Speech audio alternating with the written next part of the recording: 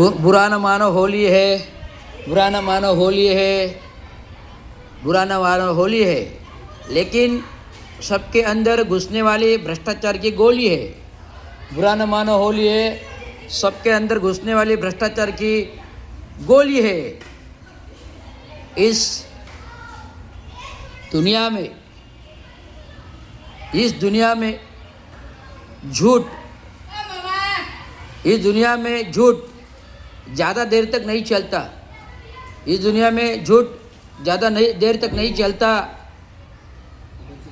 किसी का सच छुपा के, किसी का सच दबा के झूठ को प्रोत्साहन नहीं दे सकता।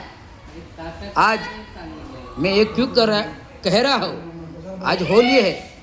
आज होली के दिन होली खेलते हुए भी मुझे नज़रअंदाज आ रहा है कि आज कल अपन होली जलाई, और होली जलाने का मकसद है कि जो बीते हुए कल जो बुरे दिन है, बीते हुए कल के जो बुरे दिन है, जो भ्रष्टाचार है, वो भ्रष्टाचार का राक्षस, बुरे दिन का राक्षस, काले दिन का राक्षस इस होली में जल के समा जाए। लेकिन आज हम क्या देखते हैं, अपन खाली दिखावे का नाटक करते हैं, होली में दिखाते हैं। आप खाली दिखावे का नाटक करते हो, होली में बताते हैं कि भ्रष्टाचार का राक्षस जलाओ, काले धंधे का राक्षस जलाओ, बुराई का राक्षस जलाओ। लेकिन बुराई का राक्षस, काले धंधे का राक्षस कभी जलता नहीं। जब तक इस देश में संविधान है, घटना है, और संविधान जिस नज़रअंदाज से देखा जाएगा, संविधान को देखने वाले बुराई से देखोगे तो संविधान बुरा लगेगा। संविधान को देखने वाले बुराई के नज़र से देखोगे तो संविधान बुरा रहेगा, और संविधान अच्छाई के नज़र से देखोगे तो संविधान अच्छा रहेगा। ये बाबा साहेब आंबेडकर ने हमको सिखाया है। शिका संघटित व संघर्ष करा, अन्यायाचा प्रतिकार करा, कुठलाही लाभ लोभाला बळी पडू नका आणि कोणाचे लाचार होऊ नका। हारलो तरी चालेल, पण लढायला शिका, संघर्ष करायला शिका। म्हणून एस रविराज रवींद्र चांगो शिंदे आज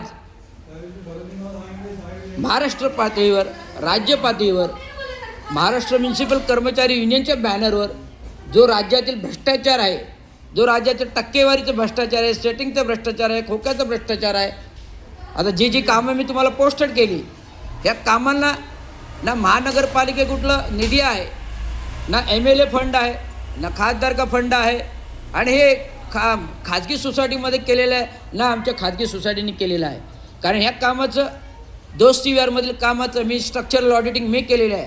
11 कोटीचं बजेट, 6 कोटीचं बजेट, 4 कोटीचं बजेट, आणि सर्वात शेवटी 2 कोटीचं बजेट, असे 3-4 टर्म्समध्ये बजेट खर्च करून मी सोसायटी फेडरेशनला दिलं। पण सोसायटी फेडरेशनचे प्रॉपर फंडिंग नसल्यामुळे आज माझे स्ट्रक्चरल ऑडिट केल्याचं फीसुद्धा 10 लाख रुपये त्यांनी दिलेली नाही आहे। आणि आज अशा प्रकारे UTWT कॉन्क्रिटिंग करण्याचे काम सरास दोस्तीविहारच्या संकुलनामध्ये चाललेलं आहे। आणि हे काम नगरसेवक दिलीप बारटक्के आत्ता आलेले, त्याच्यापूर्वी नगरसेवक 2 वर्ष नव्हते, तर हे काम 1.5-2 वर्षापासून चालू आहे। मग हे काम कोणाच्या फंडिंगने होतं?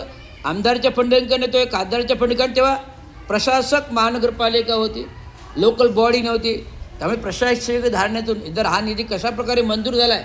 आज जवळजवळ 2096 प्रशासकीय प्रस्ताव मंजूर झाले। काल ठाणे विभागामध्ये बातमी आली, म्हणजे 3 वर्षामध्ये वर्षाला 10 प्रस्ताव तुम्ही सरासरी मंजूर केले असा अर्थ होतो।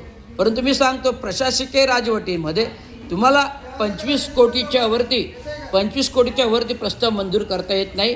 प्रशासन आयुक्ताला अधिकार नाही।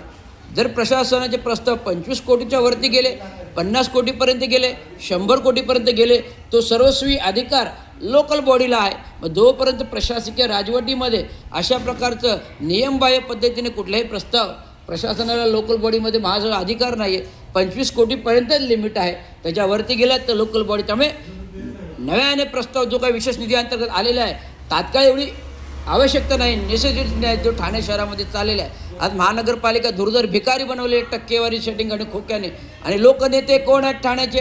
त्यांनी भिकारी बनवलेली आहे. खासदार कोण आहेत ठाण्याचे, त्यांनी भिकारी बनवलेले टक्केवारी. आणि आता नवीन बॉडी आल्याकडे ते काय काम करणार, त्याच्याकडे फंडिंग नाही, पैसा नाही आहे. आज लोकल बॉडीमध्ये अशा प्रकारचे सर्रास भ्रष्टाचाराची कामं चालतात. आज महासभा उधळून लावली. आज महासभा नव्याने महासभा स्थापन झाली.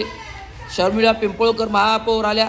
या महापौरांनी महासभेचे 15-20 गडेदोडे केले आणि पुढील विरोधक सत्ताधारीमधील भारतीय जनता पार्टीला प्रश्न विचारू दिले नाहीत.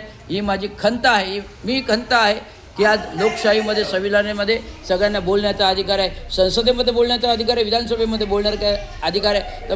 तर महानगरपालिकेचे एक क्षुल्लक महानगरपालिकेमध्ये, महासभेमध्ये पण बोलण्याचा लोकशाहीचा अधिकार आहे. जर शर्मिळा पिंपळकर यांनी जर असं प्रकारे केलं तर त्यांच्यावर अविश्वासाचा ठराव येईल आणि तो न्यायालयातून आणण्याच्या वेळेस मी सांगतो. धन्यवाद. जय भीम, जय महाराष्ट्र.